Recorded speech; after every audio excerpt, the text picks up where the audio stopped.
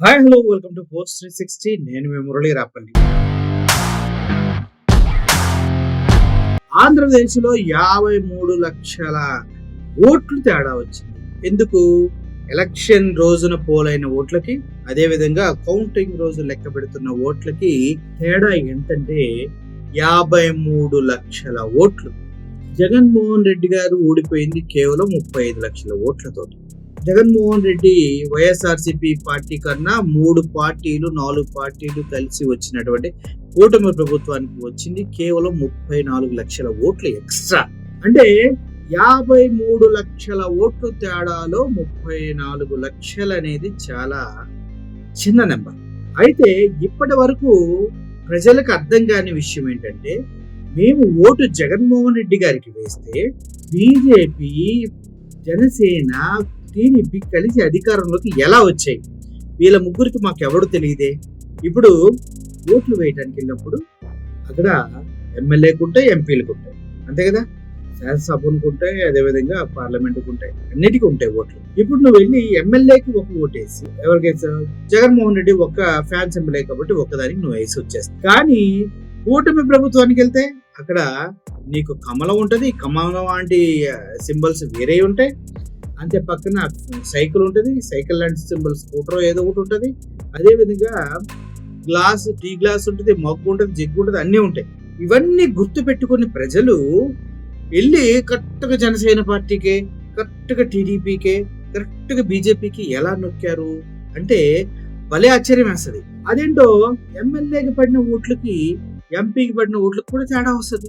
ఒక దగ్గర ఎమ్మెల్యే గెలిస్తే ఇంకో దగ్గర ఏమో ఆ కాన్స్టిట్యున్సీలో ఎంపీకి పడే ఓట్లు ఒకటో రెండో వస్తువు. ఈ విధంగా చూసుకుంటే ప్రతి కాన్స్టిట్యున్సీలో ఈ ఓట్ల మాయాజాలం, ఈవీఎంల మ్యానిపులేషన్ జరిగింది అంటూ చాలా మంది చెప్తూ ఉన్నారు. కొంతమంది అయితే ఈవీఎంస్ మీద అప్లై కూడా చేశారు. మాకు ఒక్కసారి మాకు వీవీప్యాట్లని, ఈవీఎం ని సరి పోల్చి చూడండి, ఈవీఎం లో ఎలక్ట్రానిక్ గా పడిన ఓట్లు, వీవీప్యాట్ లో వచ్చిన స్లిప్పుల్ని ఒక్కసారి సరిపోల్చి చూడండి అంటే దానికి కుదరదంట మళ్ళీ. ఎందుకంటే అవి already the great election commission Meena అని ఒకడు ఉంటాడు, వాడు ఆ 10-15 రోజుల్లోనే వాటిని డిస్ట్రాయ్ చేయాలంటూ ఇన్స్ట్రక్షన్స్ ఇచ్చాడంట. ఎందుకు? ప్రతిదీ 45 రోజులు ఆ డేటాని సేవ్ చేసి స్టోర్ చేసి ఉంచాలి. ఈ 45 రోజుల్లో ఎవరైనా మాకు డౌట్ ఉంది ఎలక్షన్స్ మీద అంటే అప్లై చేస్తే ఆ కాన్స్టిట్యున్సీకి సంబంధించినటువంటి ఈవీఎం మిషన్స్ ని పక్కన పెట్టి అది కోర్టులో కేసు అయ్యి తేలే వరకు ఆ ఈవీఎం మిషన్స్ కానీ వీవీప్యాట్స్ కానీ టచ్ చేయకూడదు. ఈ రూల్స్ అన్ని తెలిసినా కూడా ఆ మీనా అనే వ్యక్తి ఏం చేశాడంటే ఈవీఎంస్ లో ఉన్న డేటాని మొత్తాన్ని డిస్ట్రాయ్ చేసి అదే వీవీప్యాట్ మొత్తాన్ని కూడా కొలాప్స్ చేయడం జరిగింది. ఈ విధంగా వాళ్ళు చేసిన తప్పును కప్పిపుచ్చుకోవడానికి చాలా విధాలు ట్రై చేశారు. ఈ క్రమంలోనే అందరికీ అర్థం కాని విషయం ఏంటంటే, పెమ్మసాని అనే వ్యక్తికి కొత్తగా పార్టీలోకి వచ్చిన ఒక ఎన్ఆర్ఐకి 3,50,000 ఓట్లు ఎలా వచ్చాయి? ఎందుకంటే ఈ ముక్కు మొహం కూడా ఎవరికీ తెలియదు అనమాట. ఆ కాన్స్టిట్యున్సీలో మహా అయితే అప్పుడే కొత్తగా వచ్చారు. ఇలా కొత్తగా వచ్చిన వాళ్ళు చాలా మంది ఉన్నారు. బీజేపీలో 2-3 నాయకులు తప్పించి సుదీర్ఘంగా రాజకీయాల్లో ఉన్న వ్యక్తులు, ప్రజలకు తెలిసిన వ్యక్తులు ఎవరు లేరు. అయినా కూడా 8 ఎమ్మెల్యేలు, 3 ఎంపీ స్థానాలు గెలుచుకున్నారు. ఇంకా 100 స్ట్రైక్ రేట్ కొట్టినారని చెప్పినటువంటి జనసేన పార్టీని మనం చూసుకున్నట్లయితే ఆ జనసేన పార్టీలో సగం మంది టీడీపీ వాళ్ళే ఉన్నారు, కాదట్లేదు. కానీ ఒక్కొక్కరు వచ్చిన మెజార్టీ చూస్తుంటే కళ్ళు తిరిగిపోయేంత మెజార్టీ వచ్చింది. అది ఎలా సాధ్యమైంది? వాళ్ళ పేర్లు తెలియదు, వాళ్ళ ఊర్లు తెలియదు, వాళ్ళు ఏందో తెలియదు. పైగా ఇందుట్లో నిన్న కాక మొన్న పోలవరం సంబంధించినటువంటి ఎమ్మెల్యే 100 కోట్లు ఒక సంవత్సరంలో వెనకేశారంటే అవినీతి సొమ్ము. దీని గురించి దేవినేని ఉమా ఇంకొకరు మాట్లాడుకుంటున్న ఆడియో మనం విన్నాం, అవును కదా. ఇలా ఎవడో ముక్కుమొహం తెలియని వాడికి ప్రజలు ఓట్లేసి గెలిపించారంటే అంత సీన్ లేదు. మనం కూడా బ్రాండింగ్ చూసుకుంటాం కానీ ప్రతి ఒక్క చెత్తని మనం కొనం. అలాగే ప్రజలకు కూడా చంద్రబాబు నాయుడు తెలుసు, లేదంటే జగన్మోహన్ రెడ్డి తెలుసు. కానీ ఈ సో కాల్డ్ జగన్మోహన్ రెడ్డి కాకుండా, చంద్రబాబు నాయుడు కాకుండా పవన్ కళ్యాణ్ నిలబెట్టిన వేస్ట్ గాళ్ళు ఎవరికి తెలియదు. అదేవిధంగా బీజేపీ తరఫున పోటీ చేసినటువంటి కొంతమంది ఎవరికి తెలియదు. అయినా కూడా బంపర్ మెజార్టీతో, క్లీన్ స్వీప్ తో ఆంధ్రప్రదేశ్ లో బీజేపీకి అసలు దిక్కు దివాణం లేని దగ్గర 8 ఎమ్మెల్యేలు, 3 ఎంపీలు కొట్టేసింది. జనసేన కూడా 21 ఎమ్మెల్యేలు మళ్ళీ ఎంపీలు కొట్టేసింది. నాకు అర్థం కాని విషయం ఏంటంటే ప్రజలకు ఎలా తెలిసింది ఆ కొద్ది కాలంలోనే వీళ్ళకి ఓట్లు వేయాలని ఎలా తెలిసింది అంటే ఇదంతా వాళ్ళు వేసిన ఓట్లు కాదు, కేవలం ఈవీఎం మేనేజ్ చేయడం వల్ల వీళ్ళకి జరిగినటువంటి గొప్ప అని తెలుస్తుంది. కాబట్టి ఇప్పుడు చాలా మంది ఎవరైతే అవినీతిగా గెలిచారో వారంతా కూడా భయపడుతూ ఉన్నారు. రాహుల్ గాంధీ స్టేట్మెంట్ చూసి, ఇటు జగన్మోహన్ రెడ్డి గారు దూకుడు చూసి. ఇప్పుడు ఎక్కడికి వెళ్ళినా చంద్రబాబు నాయుడు గారిని వెళ్ళినా, లోకేష్ వెళ్ళినా, పవన్ కళ్యాణ్ వెళ్ళినా కూడా మనుషులు మొహం కూడా చూడకుండా తిప్పుకొని వెళ్తున్నారంటే వీడికి మనం ఓటేలేదు, వీడి రోడ్డు మీదకి వస్తే వీడిని మనం ఎందుకు పరామర్శించాలి, వీడిని ఎందుకు పలకరించాలి, అసలు వాడొస్తే ఏంది పోతే ఏంటి, వీడు ఎప్పుడన్నా ఏమన్నా చేశాడన్న ఆలోచనలో ప్రజలు ఉన్నట్టుగా కొంతమంది చెప్తూ ఉన్నారు. అంతేకాదు జగన్మోహన్ రెడ్డి గారు ఎక్కడికి వెళ్ళినా తండోపతండాలుగా జనాలు వస్తున్నారంటే బాబు అన్యాయం చేయబడ్డాడు, మోసం చేయబడ్డాడు, ఓట్లు వేసిన ఓట్లు ఈసీ దొంగతనం చేసి కూటమిని కట్టబట్టింది, అందులో బీజేపీ కూడా ఉంది కాబట్టి. సో ఇలా చూసుకుంటూ పోతే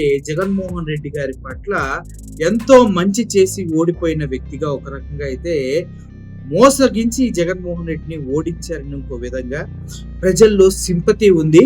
ఎట్టి పరిస్థితుల్లో జగన్మోహన్ రెడ్డి పక్కన నడవాలి, అప్పుడే మా పిల్లలకి స్కూళ్ళలో ఇంగ్లీష్ మీడియం ఉంటుంది, తద్వారా మా పిల్లలకి మంచి భవిష్యత్తు ఉంటుంది, మాకు రావాల్సిన అమ్మఒడి టైం టు టైం మాకు పడుతుంది, అదేవిధంగా ఆటో వారికి కానీ, రైతులకు కానీ, ఆడబిడ్డలకు కానీ, ఎవరికైనా కూడా ఆరోగ్యశ్రీ కానీ టైం టు టైం వెళ్తే గవర్నమెంట్ హాస్పిటల్ కూడా అద్భుతమైన ట్రీట్మెంట్ దొరుకుతుంది.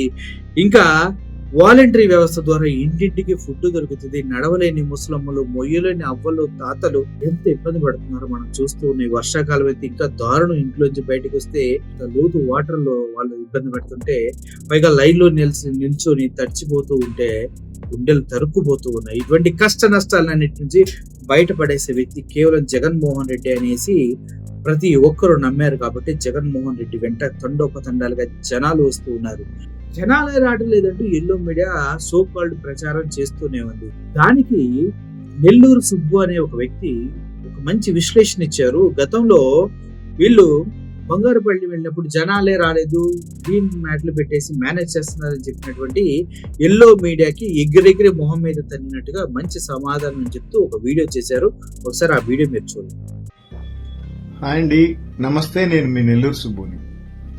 మన TV5 లో ఉండేటటువంటి సాంబా మామ గాని, మూర్తి గాని, వెంకటకృష్ణ గారు గాని, వీళ్ళ ముగ్గురు ఏం వాదిస్తారంటే, దాదాపు టీడీపీ ఫేవరబుల్ గా ఉండేటటువంటి సోషల్ మీడియా మొత్తం, ఛానల్స్ మొత్తం ఏం చెప్తున్నాయంటే, జగన్మోహన్ రెడ్డి గారి సభలకు గాని, యాత్రలకు గాని, మీటింగులకు గాని జనం రావట్లేదు, వాళ్ళంతా గ్రీన్ మ్యాట్లు వేసుకొని బిల్డప్ షాట్స్ తీస్తున్నారని చెప్తున్నారు కదా. మీ ముగ్గురికి టీడీపీ సోషల్ మీడియాకి ఒకటే ఒక ఛాలెంజ్. TV5 సాంబా గారు, మూర్తి గారు, వెంకటకృష్ణ బాబాయ్, మీ ముగ్గురు ఈసారి జగన్మోహన్ రెడ్డి గారి యాత్రకి లైవ్ కవరేజ్ ఇచ్చేదానికి ఛాలెంజ్ చేస్తున్నాను. లైవ్ కవరేజ్ ఇచ్చేదానికి రావాల్సిందిగా కోరుతున్నాను. మీరొచ్చి లైవ్ కవరేజ్ ఇస్తూ జనాలు రాలేదని చెప్పి జగన్మోహన్ రెడ్డి గారి వెహికల్ దగ్గర నుంచి చుట్టుపక్కల తీస్తూ చూపించవలసిందిగా కోరుతున్నాను. ఎంతసేపు మీటింగ్ అయితే అంతసేపు. నెక్స్ట్ ఇంకొక లాజిక్ ఏంటంటే, జగన్మోహన్ రెడ్డి గారి మీటింగులకి, సభలకి, యాత్రలకి జనం రావట్లేదు అన్నప్పుడు 3,000 మంది పైన పోలీసుల బలగాల్ని మీరు ఎందుకు ఉపయోగిస్తున్నారు? ప్రజాధనాన్ని వృధా చేస్తున్నారు కదా. ఒక 100 మంది పోలీసులుంటే సరిపోతుంది కదా ఆయన చుట్టూ కాపలా కాసేదానికి, ఆయనకి ప్రాణహాని జరగకుండా చూసేదానికి. 3,000 పైచీలకు మంది పోలీసులు దేనికి? హెలికాప్టర్ దిగేదానికి అనుమతులు ఇవ్వడానికి కష్టపడ్డం దేనికి? ఎక్కడ పడితే అక్కడ ప్రొక్లైనర్లతో రోడ్లు తవ్వేయడం దేనికి? పోలీసులను పెట్టి లాఠీ ఛార్జీలు ఎవరి మీద చేస్తున్నారు? జనం రాకపోతే కేసులు ఎవరి మీద పెడుతున్నారు? నెల్లూరులో దాదాపు చాలా మంది మీద కేసులు ఓపెన్ చేస్తారంట. అసలు జనమే రానటువంటి సభలకు మీరు కేసులు ఎందుకు పెడుతున్నారు? చెప్పండి. ఇది చిన్న లాజిక్ మిస్ అవుతున్నారు. పోనీ హోంమంత్రి అనిత గారు ఏం మాట్లాడతారు? లేదు, నెల్లూరుకి జనం రాలేదు, బంగారుపాళ్యానికి సంబంధించినటువంటి ఆ ఫుటేజ్లు నెల్లూరుకు వచ్చినట్టు ఆ జనాలను చూపిస్తున్నారు అని చెప్తున్నారంటే బంగారుపాళ్యానికి జనం వచ్చినట్ట అక్క? జనం వచ్చారని మీరు ఒప్పుకున్నట్టే కదా అక్కడికి. రేపు రాజమండ్రిలో సభకి నెల్లూరు ఫుటేజ్లు చూపిస్తారని చెప్తారు. మీ అందరికీ తెలియని విషయం ఒకటే చెప్తున్నా, కనీసం ఇది వెంకటకృష్ణ గారికి, సాంబాకి, మూర్తికైనా అర్థం అవ్వాలి. సపోజ్ ఒక 9వ తారీఖు చిత్తూరులో చంద్రబాబు నాయుడు గారి పర్యటన ఉంది. ఆయన 11 గంటలకు హెలికాప్టర్ లో దిగుతాడు, 12 గంటలకు పలాన్ దగ్గరికి వెళ్తాడు, 4 గంటలకు పలాన్ దగ్గరికి వెళ్తాడు, 5 గంటలకు రిటర్న్ మళ్ళీ అమరావతికి వెళ్ళిపోతాడు అని చెప్పి షెడ్యూల్ ఉంటుంది కదా. కానీ ఆ రోజు ఉదయం 7:30 నుంచే TV5 లో, TV9 లో కానీ ప్రతి ఛానల్లో ఏం చూపిస్తుంటారంటే ఈ ముందు జరిగిన మీటింగ్లే చూపిస్తుంటారు. ఆయన అంత ముందు కుప్పంలో తిరిగింది, నెల్లూరులో తిరిగింది, గుంటూరులో తిరిగింది చంద్రబాబు నాయుడు గారు, ఇవన్నీ బిల్డప్ షాట్స్ చూపించేటటువంటి ఆనవాయితీ అది కరెక్ట్ అన్నమాట. అంటే ఆయన వచ్చే ముందు కొంచెం జనాల్లో ఇన్ఫ్లుయెన్స్ తీసుకొచ్చే దానికోసం ఏ ఛానల్ అయినా సరే ఇంతకు ముందు ప్రీవియస్ మీటింగ్స్ చూపించేటటువంటి ఆనవాయితీ ఉంది. ఈ పక్క ఏమేస్తారంటే జగన్మోహన్ రెడ్డి గారు 10:30కి జైలు దగ్గరికి వెళ్లి కాకాని గోవర్ధన్ రెడ్డి గారిని పరామర్శిస్తారు. అక్కడి నుంచి నేరుగా నల్లబరెడ్డి ప్రసన్న కుమార్ రెడ్డి గారి ఇంటికి వెళ్తారని ఇక్కడే వేస్తుంటారు. ఈ పక్క ఆ విషయం చెప్తుంటారు. ఇక్కడ మాత్రము ఇంతకు ముందు జగన్మోహన్ రెడ్డి గారి సభలకి ఎలా జనం వచ్చారు, ఆ ఇన్స్పిరేషన్ తీసుకొని ఇక్కడ కూడా జనాలు వస్తారని చెప్పి పాత వీడియోలు ఇక్కడ ప్లే చేయడం జరుగుతూనే ఉంటుంది. నేను కొన్ని కనీసం 100 వీడియోలు నేను TV5లో గాని, ప్రతి ఛానల్లో, NTVలో గాని, మహాన్యూస్ లో గాని నేను చూపిస్తా. ఏది చంద్రబాబు నాయుడు మీటింగ్ కి అది కడపలో జరుగుతుంటే చిత్తూరు విజువల్స్ వేసి నేను చూపిస్తా. ఈ మాత్రం సెన్సిటివ్ మ్యాటర్ ని కూడా గోబల్స్ ప్రాపకాండ చేస్తూ బంగారుపాళ్లే ఎందుకు చూపిస్తున్నారని చెప్పి చెప్తున్నారంటే, పోనీ అనిత గారంటే మీడియా ఛానల్లో లేదు, ఆమెకు అవగాహన లేదు, మీకన్నా బుద్ధి ఉండాలి కదా సాంబన్న, వెంకటకృష్ణన్న. ఆ మహాన్యూస్ వంశీ కూడా అట్నే తయారైపోయాడా, మాట్లాడితే విలువలు నేనది ఇది అని అంటారా? ఆ మర్చిపోయిన మహాన్యూస్ వంశీ గారంట 4 కుటుంబాలని P4 కింద అడాప్ట్ చేసుకున్నారని చెప్పి నేను న్యూస్ చూశాను. అంతే. ఒకప్పుడు పూటకోళ్ళ వ్యవహారం అనేది ఉండేదన్నమాట. అంటే తప్పుపట్టడం లేదు, ఎవరన్నా పేద విద్యార్థులు ఉంటే అందరి ఇళ్లలో అన్నం తింటూ చదువుకునేవాళ్ళు అనమాట. ఇప్పుడు ఏంటంటే పేదవాడిని ఆంధ్ర రాష్ట్రంలో ఏ పరిస్థితికి తీసుకొని వచ్చారంటే గర్వంగా తలెత్తుకుని ఆత్మాభిమానంతో బతికేలాగా వాడికి 10 రూపాయలు ఇస్తే బిజినెస్ చేసుకుంటాడనే ఆ తీరులోకి రాలా. మీరు పలానోళ్ళ పంచం చేరండి, వాళ్ళు మిమ్మల్ని మీ కుటుంబాన్ని సాగుతారు, గవర్నమెంట్ కి సంబంధం లేదని చెప్పి చాలా పథకాలు ఎత్తేసి శనగలు తిని చేతులు కడుక్కుంటున్నది. ఇప్పుడు 45 సంవత్సరాల ఆడవాళ్ళకి 18,750 రూపాయలు ఇచ్చిన మాట వాస్తవమే కదా జగనన్న. 4 సంవత్సరాల పాటు చేనేత కార్మికులకి 24,000 ఇచ్చిన మాట వాస్తవమే కదా. తోపుడు బండు వాళ్ళకి 10,000 రూపాయలు ఇచ్చిన మాట వాస్తవమే కదా. బార్బర్ షాప్ వాళ్ళకి, ల్యాండ్రీ షాప్ వాళ్ళకి వాహన మిత్ర కింద 10,000, మత్స్యకార భరోసా ఎన్ని రకాలుగా ఇస్తున్నాడు. ఇవన్నీ ఎత్తేసి ఓన్లీ తల్లికి వందనము మీరు 100 మందికి ఇవ్వాల్సింటే 60 మందికి ఇస్తూ సంకల గుద్దేసుకుంటున్నారే. కాబట్టి ఎవరైనా జగన్మోహన్ రెడ్డి గారి సభలకు జనం రావటం లేదని ఇంకా నమ్ముతుంటే టీడీపీలో, కూటమి ప్రభుత్వంలో, దయచేసి లైవ్ కవరేజ్ కి దమ్మున్న మగాడైనా సరే ఎవరైనా సరే రావాల్సిందిగా కోరుతున్నా. చూశారు కదా, వాస్తవానికి వస్తున్న ప్రజా ప్రవాహాన్ని చూసి తట్టుకోలేక అటు చంద్రబాబు నాయుడు గారు, ఇటు ఎల్లో మీడియాలో అందరూ కలిసి ఈ విధంగా రాంగ్ ప్రోపగండా చేస్తూ ఎలక్షన్ వ్యవస్థను నవ్వుల పాలు చేశారు, ప్రజాస్వామ్యాన్ని కాలరాశారు, ప్రజల హక్కులని నిర్వీర్యం చేశారు, ప్రజలకు ఇస్తాన్న సూపర్ 6లు ఇవ్వకుండా మోసం చేశారు. దాంతోపాటు 143 పథకాలు ఉన్నాయి, వాటిని ఒక్కటి కూడా ప్రజలకు అందజేయలేదు. తద్వారా కాకుండా కేసులు పెట్టి ప్రజల్ని హింసిస్తూ ఉన్నారు. ఎవరైనా ఎదురు తిరిగి మాట్లాడితే వారిపైన దాడులు చేస్తూ ఉన్నారు. మాకు కావాల్సింది ఇది అంటే ఎవడు నువ్వెవడు అడగడానికి ఏమి ఇవ్వాలో మాకు తెలుసు అంటూ దాడులకు దిగుతూ ఉన్నారు. ఇటువంటి క్రమంలోనే ప్రజల్లో చాలా చాలా బాధ కలుగుతుంది. జగన్మోహన్ రెడ్డిని ఎట్టి పరిస్థితుల్లో గెలిపించుకోవాలని కసి కూడా ప్రతి ఒక్కరికి పెరుగుతున్నట్టుగా విశ్లేషకులు చెప్తూ ఉన్నారు. అయితే ఇప్పటి వరకు జరిగిన దాడులన్నీ ఒక ఎత్తు, ఇకపైన జరగబోయేటటువంటి దాడులు ఒక ఎత్తు అనేసి తెలుస్తుంది. ఎందుకంటే వైఎస్ఆర్సీపీ వాళ్ళు కూడా ఇక ఊరకు ఉండే ప్రయత్నం లేదు, తిరిగి దాడి చేద్దామని ఫిక్స్ అయినట్టుగా వార్తలు వస్తూ ఉన్నాయి. ఏది ఏమైనప్పటికీ ఈవీఎంను మేనేజ్ చేసి అధికారంలోకి వచ్చారని వాస్తవాలు బయటకు వస్తున్న కొద్దీ కూటమి ప్రభుత్వంలో ప్రతి ఒక్క ఎమ్మెల్యే, ఎంపీ వాడి బ్రతుకేంటా అనేసి కొట్టుమిట్టాడుతూ ఉన్నట్టుగా సమాచారం అయితే అందుతుంది. అందుట్లో పెమ్మసాని గారి పాత్ర అబ్బో చాలా ఎక్కువ ఉందంటూ చాలా మంది చెప్తూ ఉన్నారు. అసలు నిజాలు బయటకు వస్తే ఈ రోజు రాహుల్ గాంధీ ప్రజల ముందుకొచ్చి గనక వాస్తవాన్ని పూర్తి స్థాయిలో బయట పెడితే మాత్రం ఎలక్షన్ కమిషన్ ను నడి రోడ్డు మీద చెప్పుతో కొడతారు జనాలు. అంటంలో ఎటువంటి సందేహం లేదు. ఆంధ్రాకి జరిగిన అన్యాయాన్ని, చేసిన మోసాన్ని గుర్తు చేసి గోబ పగలగొడతారు జనాలు. మామూలుగా కూడా కాదు, ఇది వాస్తవం.